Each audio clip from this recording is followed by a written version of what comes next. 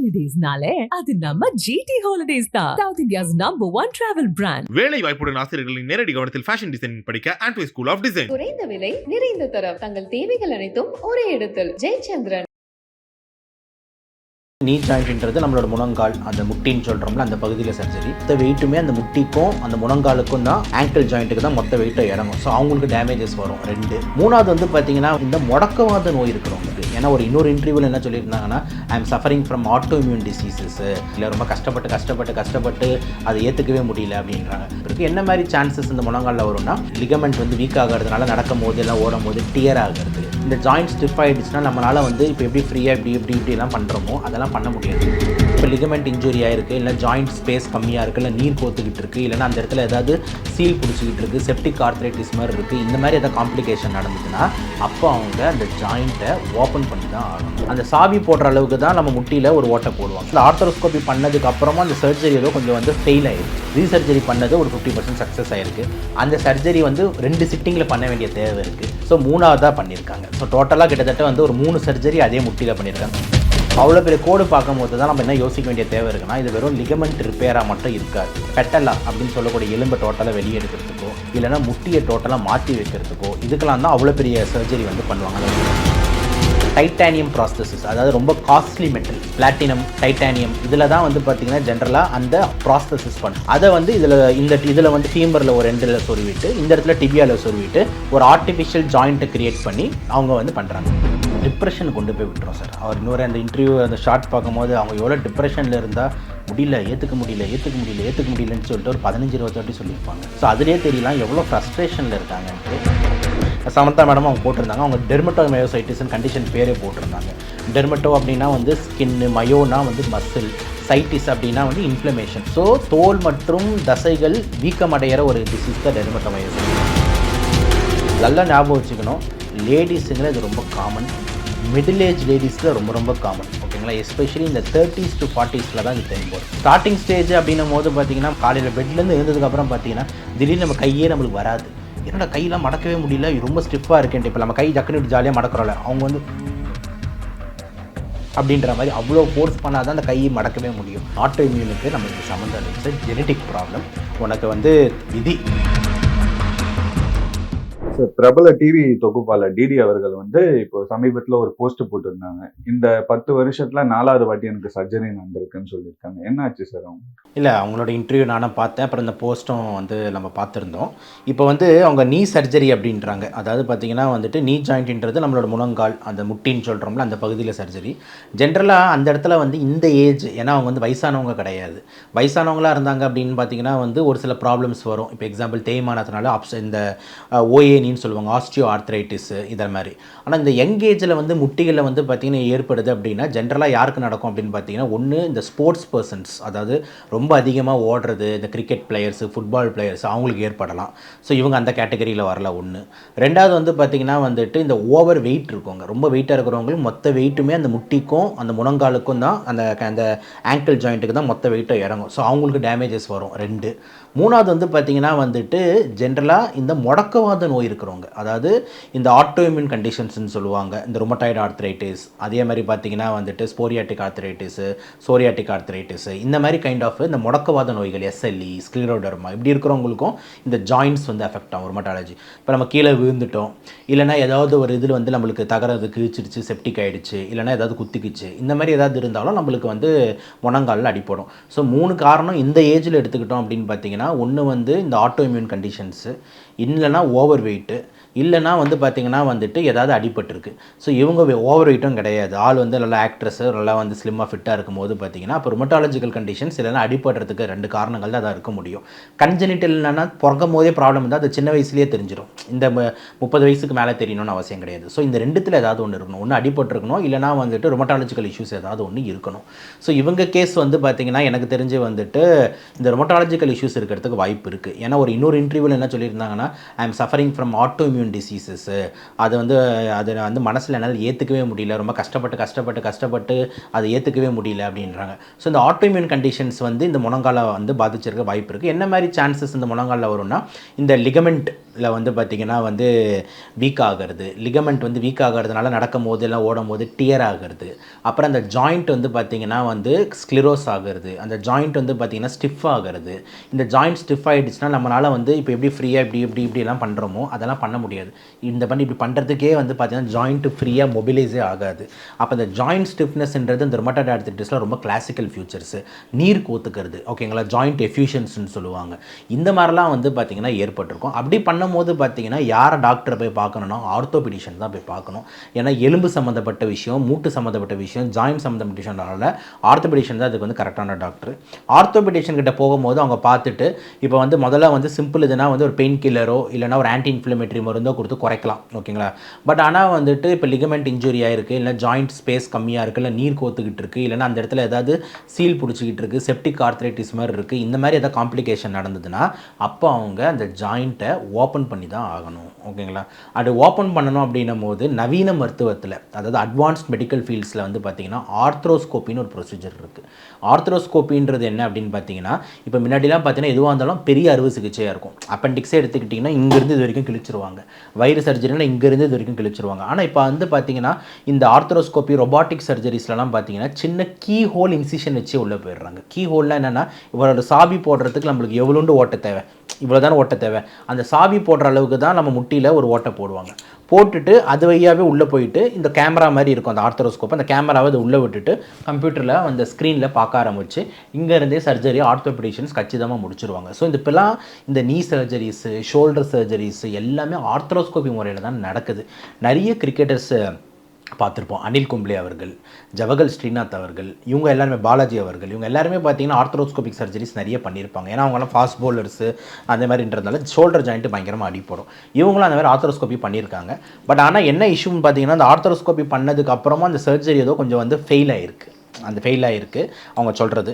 Fail ஆனதுனால திருப்பி இன்னொரு சர்ஜரிக்கு போக வேண்டிய ஒரு தேவை இருக்குது. ஏன்னா முதல் பண்ண சர்ஜரி வந்து சரியாக பண்ணலை, ஃபெயில் ஆகிருக்குன்னு அப்புறம் வேறு ஒரு நல்ல நிறுவனத்துக்கு போயிட்டு திருப்பி ரீசர்ஜரி பண்ணியிருக்காங்க. ரீசர்ஜரி பண்ணது ஒரு 50% சக்ஸஸ் ஆகிருக்கு. அந்த சர்ஜரி வந்து 2 சிட்டிங்கில் பண்ண வேண்டிய தேவை இருக்குது.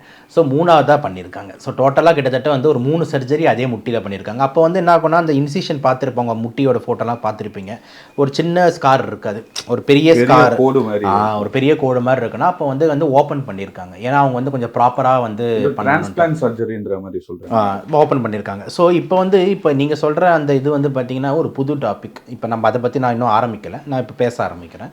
இப்போது அவ்வளோ பெரிய கோடு பார்க்கும்போது தான் நம்ம என்ன யோசிக்க வேண்டிய தேவை இருக்குன்னா இது வெறும் லிகமெண்ட் ரிப்பேராக மட்டும் இருக்காது அப்படின்னு சொல்லிட்டு, ஓகேங்களா. அவ்வளோ பெரிய கோடு நம்மளுக்கு தேவைன்னா ஒன்று வந்து பார்த்திங்கன்னா வந்துட்டு அந்த பெட்டலா அப்படின்னு சொல்லக்கூடிய எலும்பை டோட்டலாக வெளியே எடுக்கிறதுக்கோ இல்லைனா முட்டியை டோட்டலாக மாற்றி வைக்கிறதுக்கோ இதுக்கெல்லாம் தான் அவ்வளோ பெரிய சர்ஜரி வந்து பண்ணுவாங்க, அந்த அவ்வளோ பெரிய கோடு போட்டு பண்ணுவாங்க. ஏன்னா ஆர்த்ரோஸ்கோப்பியில் பார்த்தீங்கன்னா ரொம்ப அந்த ஸ்காரே தெரியாது. ஏன்னா ஜென்ரலாகவே எல்லாருக்கும் முட்டியில் கொஞ்சம் ஸ்கார் இருக்கும், ஏன்னா கீழே விழுவோம் போவோம். நம்ம நார்மல் இடத்தோட முட்டி பார்த்தீங்கன்னா கொஞ்சம் பிக்மெண்டடாக கொஞ்சம் கருப்பாக இருக்கும், அந்த இது தெரியவே தெரியாது. ஆனால் இவங்களுக்கு அழகாக அவ்வளோ பெரிய கோடு தெரியுது அப்படின்ற மாதிரி இருந்ததுன்னா ஒரு கண்டிப்பாக நீங்கள் சொல்கிற மாதிரி மூட்டு மாற்று சிகிச்சை பண்ணியிருக்க வாய்ப்பு இருக்குது. அது பேர் தான் நீ டிரான்ஸ்பிளான்ட்னு சொல்லுவாங்க. எஸ், நீ டிரான்ஸ்பிளான்ட் பொறுத்த வரைக்கும் பார்த்தீங்கன்னா சார், இப்போ நீ ஜாயிண்ட் எடுத்துக்கிட்டிங்கன்னா மொத்தம் 2 எலும்பு சார். ஒன்று நம்ம உடம்புல இருக்கிறதுலே பெரிய எலும்பு தான் ஃபீமர்ன்ற எலும்பு. அந்த எலும்பு வந்து பார்த்திங்கன்னா நம்மளோட ஹிப் ஜாயிண்ட், அதாவது நம்ம தொடை இடுக்கு பகுதியிலேருந்து முட்டி வரைக்கும் வரக்கூடிய ஒரு பெரிய எலும்பு, அதான் ஃபீமர். அதுக்கு கீழே இருக்கிற எலும்பு பேர் டிபியா, அதுதான் இந்த முட்டிலேருந்து கீழே நம்மளோட அந்த குதிகால் வரைக்கும் வர்றது டிபியா. இந்த 2 சேர்ந்து ஃபார்ம் ஆகிற ஜாயிண்ட்டு தான் பார்த்தீங்கன்னா நீ ஜாயிண்ட். ஓகே, இந்த 2 நீ ஜாயிண்ட்டை பைவட் ஜாயிண்ட்டுன்னு பேர். ஏன் அப்படின்னா என்னென்னா ஒரு ஆங்கிளில் தான் அது மூவ் ஆகும். இப்போ நம்ம ஷோல்டரை வந்து பார்த்திங்கன்னா பைவட் ஜாயிண்ட் கிடையாது. இதுமாதிரி ஷோல்டரை பாருங்கள், நான் ஃப்ரண்ட்லேயும் பண்ணலாம், பேக்லேயும் பண்ணலாம், சைட்லேயும் பண்ணலாம், டவுன்லேயும் பண்ணலாம். ஆனால் நீ ஜாயிண்ட் பாருங்கள், நீங்கள் வெறும் அது இப்படி மடக்க மட்டும்தான் முடியும், கரெக்டாக.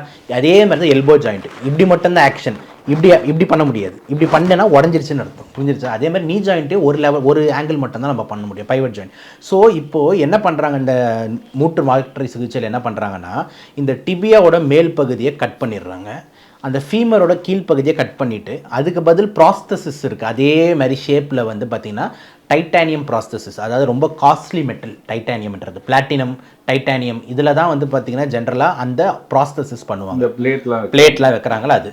அதை வந்து இதில் வந்து ஃபீமரில் ஒரு எண்டில் சொருவிட்டு இந்த இடத்துல டிபியாவில் சொருவிட்டு ஒரு ஆர்டிஃபிஷியல் ஜாயிண்ட்டை கிரியேட் பண்ணி அவங்க வந்து பண்ணுறாங்க. இப்படி பண்ணும்போது என்ன ஆகுது அப்படின்னு பார்த்தீங்கன்னா உங்களுக்கு வந்து அந்த பெயின்ன்றது இனி இருக்காது, இனி ஜாயிண்ட் ப்ராப்ளம்ன்றது இருக்காது. ஓகேங்களா?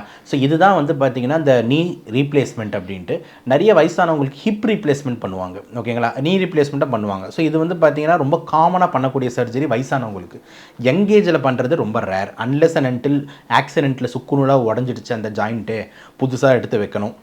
இல்லை அப்படின்னா இவங்க கேஸ் மாதிரி முதல்ல வந்து ஒரு ஆட்டோஇம்யூன் கண்டிஷன்னால் ஏதோ ஒரு ஆட்டோமின் கண்டிஷனால் நீ ஜாயிண்ட் பாதிக்கப்பட்டு அந்த நீ ஜாயிண்ட்டில் பெயின்னால் அவங்க ஆர்த்ரோஸ்கோப்பி பண்ணி அது ஃபெயில் ஆகி ஏதோ சீல் பிடிச்சி அந்த எலும்புக அந்த இடத்துல தேய்மானம் அதிகமாகி சுத்தமாக நிற்க முடியல, வலி ரொம்ப அதிகமாக இருக்கணும் போது ரீசர்ஜரி பண்ணும்போது இல்லை இது வேலைக்கு ஆகாது அப்படின்னும் போது தான் நம்ம டிரான்ஸ்பிளான்ட் லெவலுக்கு போக வேண்டிய தேவை வந்து இருக்குது.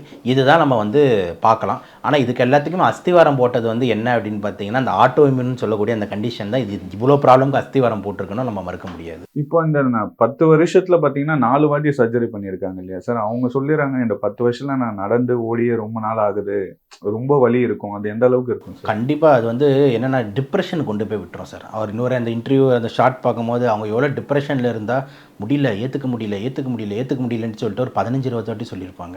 ஸோ அதுலேயே தெரியலாம் எவ்வளோ ஃப்ரஸ்ட்ரேஷனில் இருக்காங்கன்ட்டு. நிறைய பேஷண்ட்ஸ் வந்து பார்த்திங்கன்னா சார் இந்த ஹெல்த் இஷ்யூவை வந்து பார்த்திங்கன்னா ஏன்னா ஹெல்த்துன்றது ரொம்ப இம்பார்ட்டன்ட்டு. ஹெல்த்து நம்மளுக்கு நல்லா இல்லைன்னா எவ்வளோ வெல்த் இருந்தாலும் நம்ம என்ஜாய் பண்ண முடியாது. ஏன்னா ஹெல்த் நல்லா இருக்கிற வரைக்கும் தான் நம்ம ஆட்டம் பாட்டம் கொண்டாட்டம் எல்லாமே.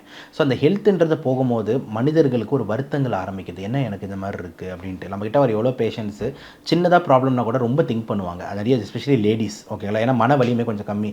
சார் நான் இருப்பேனா, இதுனா லைஃப் லாங் இப்படியே தான் போகுமா, எப்படியாவது சரி பண்ணிவிடுங்களேன், இதே மாதிரி இப்படி ஓட்டுறது இல்லைம்மா, இதனால் உனக்கு உயிரெலாம் ஆபத்தே இல்லைம்மானா கூட அவங்க சைக்காட்ரிக் அஃபெக்ட் ஆவாங்க. ஸோ அந்த மன வலி வந்து பார்த்திங்கன்னா அவங்கள வந்து விடாது. ப்ளஸ் இவங்களுக்கு வந்து யோசிச்சு பாருங்கள், நீங்கள் ஏஞ்சி நடக்கலான்னு போகும்போது முட்டி இப்படி வலிக்குது, நடக்க முடியலையே, உட்காந்துனே இருக்கணும், எவ்வளோ நாள் தான் உட்காந்துனே இருக்கிறது. அவங்க கூடவே இருக்கிற சகல கலீக்ஸ் வந்து பார்த்திங்கன்னா ஷோவில் அசத்திக்கிட்டு இருக்காங்க, ஹீரோயின் சான்ஸுக்கு போயிடுறாங்க, அப்புறம் ஹீரோயின்லேருந்து தாண்டி ஹாலிவுட்டுக்கு பாலிவுட்டுக்குன்னு ட்ரான்ஸ்ஃபர் ஆகிறாங்க. அப்படின்னும் போது நம்ம இவ்வளோ பெரிய ஸ்கோப் வச்சுருக்கிற ஒரு ஆள் வந்து நம்ம இப்படி வந்து எவ்வளோ ஃபேமஸாக இருந்த ஒரு ஆள் வந்து ஆங்கரிங் பண்ணுறாங்க. அப்படின்னும் போது அவங்களும் கண்டிப்பாக நல்லா அழகாக இருக்காங்க, ஆக்ட்ரஸ் ஆகிருக்கலாம், அவங்களும் ஒரு ஹீரோயின் ஆகிருக்கலாம், அதெல்லாம் மாற்றுக்கிறதே இல்லை. அப்படிங்கும்போது நம்ம கரியர் எவ்வளோ ஸ்டாப் ஆகிடுச்சுன்னும் போது அவங்க உட்காரும் போது இந்த வழியினால் என்னால் எதுவுமே பண்ண முடியலன்ட்டு ஒரு மன வருத்தத்துக்கு போகிறாங்க. அப்போ டிப்ரெஷனுக்கு போகிறதுக்கு வாய்ப்பு அதிகம். அந்த டிப்ரெஷன்லாம் ஓவர் கம் பண்ணி வர்றது தான் ரியல் டாஸ்க்கு, ரியல் சேலஞ்ச். அதை வந்து அவங்க இவ்வளோ நாள் அமைதியாக இருந்து போராடி வெளியே வந்ததுக்கு நம்ம வந்து ரொம்ப பாராட்ட தான் செய்யணும். ஏன்னா நிறைய பேர் வந்து பார்த்திங்கன்னா மன வலிமை வந்து இல்லாமல் ஏகப்பட்ட பேர் நம்ம பார்க்குறோம். ஒரு தவறான முடிவு எடுத்துடுறாங்க, அதுக்கப்புறம் கையை கழிச்சுக்கிறாங்க, ஏதாவது பண்ணிடுறாங்க. அப்படிலாம் இல்லாமல் அவங்க போல்டாக ஒரு ஸ்டேட்மெண்ட் கொடுத்து நான் போராடி வெளியே வரேன்றதை வந்து பல பேர் மோட்டிவேஷன் எடுத்துக்கணுன்ட்டு தான் நான் பார்க்குறேன். கண்டிப்பாக ஆட்டோ அப்படின்றது என்னென்னா ஓன். இப்போ நம்ம கார் இருக்குது, மேனுவலில் நம்ம போடுற கீர். ஆட்டோனா தானாக ஓடும். ஸோ தானாக அப்படின்னு அர்த்தம்னா நம்ம உடம்பே நம்மளுக்கு அகெயின்ஸ்டாக வேலை செஞ்சு ஆப் வச்சுக்குது. அவ்வளோதான் சிம்பிளாக சொன்னோன்னா. எப்படி சார் நம்ம உடம்பே நம்மளுக்கு வந்து ஆப் வச்சுக்கோன்னா அதுதான் ஆட்டோ இம்யூன் கண்டிஷன்ஸ். என்ன நடக்குது அப்படின்னு பார்த்தீங்கன்னா நம்ம உடம்புல இருக்கிற செல்ஸே நம்ம உடம்புல இருக்கிற பிரெயின் வந்துட்டு இவன் நம்ம ஆள் இல்லைடா, இவன் வெளியே ஒரு ஆள், இவன் வந்து ஒரு ஆன்டி இண்டியன், இவன் ஒரு வந்தேரி அப்படின்ற மாதிரி நினச்சிக்குது. ஓகேங்களா?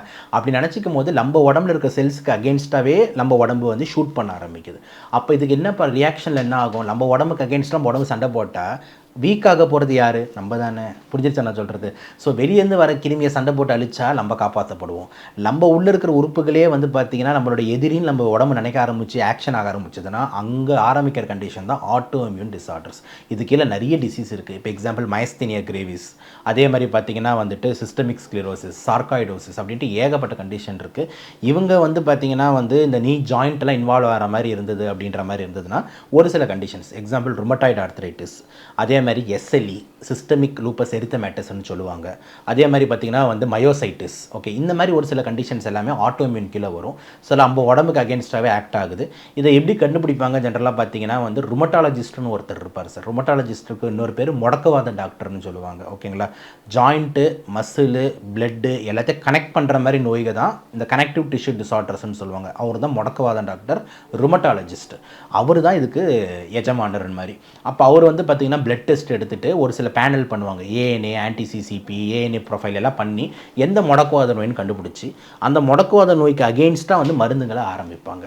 இதுதான் வந்து அதுக்கு ட்ரீட்மெண்ட். ஆனால் இன்னும் ஒரு துரதிருஷ்டமான விஷயம்னா, இந்த ஆட்டோமியூன் டிசார்டர்ஸ்னு ஒன்று ஆரம்பிச்சிருச்சுன்னா அதுக்கு ஒரு எண்டே கிடையாது. ஓகேங்களா? டிஆர் ஸ்டைலில் சொல்லணும்னா இதுக்கு இல்லையாடா ஒரு எண்டு அப்படின்ற மாதிரி பேஷண்ட் மனசெல்லாம் குமுற ஆரம்பிக்கும். ஏன் அப்படின்னா லைஃப் லாங் ஜென்ரலாக பேஷண்ட்ஸ் வந்து இந்த ஸ்டீராய்டு மாத்திரையோ இல்லைனா இம்யூனோ சப்ரசன்ஸோ எடுத்துக்கிட்டு வேண்டிய ஒரு கட்டாயம் இருக்குது. ஏன்னா நம்மளோட உடம்பு ஓவராக ரியாக்ஷன் பண்ணுது அப்படின்னா அந்த உடம்பை அடக்கிறதுக்கு நம்மளுக்கு ஸ்டீராய்டு தான் மருந்து. இம்யூனோ சப்ரசன்ட் பேர்லேயே இருக்கும், இம்யூனோ சப்ரசன்ட், அதாவது நம்ம உடம்போட எதிர்ப்பு சக்தியை அடக்கு அப்படின்ற மாதிரி மருந்துங்க. ஸ்டீராய்டோ இம்யூனோ சப்ரசன்ஸோ போட்டுக்கிட்டே இருந்தால் அவங்க உடம்போட எதிர்ப்பு சக்தி எவ்வளோ கம்மியாக இருக்கும், புரியுதுங்களா? அப்போ எதிர்ப்பு சக்தி அவங்க உடம்புல கம்மியாக இருக்கும் போது சகஜமாக போயிட்டு எல்லார் மாதிரியும் வந்து ஒரு டான்ஸ் ஆடுறதோ, ஒரு பார்ட்டியில் கலந்துக்கிறதோ, இல்லைனா நம்ம ஏதாவது ஒரு சின்ன ஒரு ஆசைபாசையில் ஏதாவது பண்ணுறக்கூடிய ஒரு குடிகளோ, இல்லைனா வருதுவோ, இல்லைனா வந்து ஒரு ஹாஸ்பிட்டல் போகிறது எதுவுமே பண்ண முடியாது. ஏன் அப்படின்னா ஈஸியாக தொற்று நோய் வந்துடும். இப்போ உட்காந்து நீங்கள் வந்து ஒரு ஹாஸ்பிட்டலுக்கு போகிறீங்கன்னா ஒரு ஃப்ரெண்ட்ஸ் கூட ஒரு பார்ட்டிக்கு போகிறீங்க, ஒரு 500 பேர் இருப்பாங்க, அதில் ஒரு 3-4 பேஷண்ட் அப்போதைக்கு இரும்பல் சளின்னு சுற்றிக்கிட்டு இருப்பான். என்ன மேடம் டிடி எப்படி இருக்கீங்க அப்படின்ட்டு போயிடுவான். அதெல்லாம் இவங்க உள்ளே போச்சு அப்படின்னா அடுத்த செகண்ட் இவங்களுக்கு இன்ஃபெக்ஷன் அதிகமாகிடும். ஏன்னா நம்மக்கிட்ட இருக்கிற எதிர்ப்பு சக்தி அந்த ஸ்டீராய்டும் இம்யூனோ சப்ரசன்ஸ் போடுறவங்ககிட்ட இருக்காது. அப்போ அவங்களுக்கு இன்ஃபெக்ஷன் ஆகும் போது அது நிமோனியாவாக மாதிரி உயிருக்கு ஆபத்தாக போகும். அதே மாதிரி இந்த டிபிலாம் இவங்களுக்கு ஈஸியாக வந்துடும், நம்மளுக்கு வராது. நம்மளுக்குலாம் டிபி உள்ளே போனாலும் அந்த ஆக்டிவ் டிபியை குட்டி போட்டு வளராது. ஆனால் அதே அவங்களுக்கு வந்து பார்த்திங்கன்னா டிபி வந்து எனி டைம் வந்து ஆக்டிவ் ஃபார்முக்கு மாறிடலாம். அப்படிலாம் இருக்கும்போது இந்த இம்யூனோ சப்ரேஷன் பேஷண்ட்ஸ்லாம் கேர்ஃபுல்லாக இருக்கணும். ஒரு நல்ல உதாரணம் சொல்லணும்னா நம்ம நடிகர் சூப்பர் ஸ்டாரை சொல்லலாம். அவரோட அரசியல் வராததுக்கு ஒரு காரணம் ஒரு பேட்டியில் சொல்லியிருப்பார். சார் எனக்கு இந்த கிட்னிலாம் மாற்றிருக்காங்க சார், இவ்வளோ பேர் தையெல்லாம் போட்டிருக்காங்க, நான் அந்த இம்யூனோ சப்ரசன்ஸ் மாத்திரை எடுத்துக்கிட்டு இருக்கேன், நான் இதெல்லாம் வந்து வெளியே வந்தேன்னா எனக்கு கிருமி தொற்று வந்ததுன்னா என் உயிருக்கே ஆபத்தாயிரும் அப்படின்ட்டு அவர் பகிரங்கமாக சொல்லியிருந்தார். அதுதான் இந்த ஆட்டோஇம்யூன் டிசீஸில் நடக்கக்கூடிய ஒரு ஆபத்து.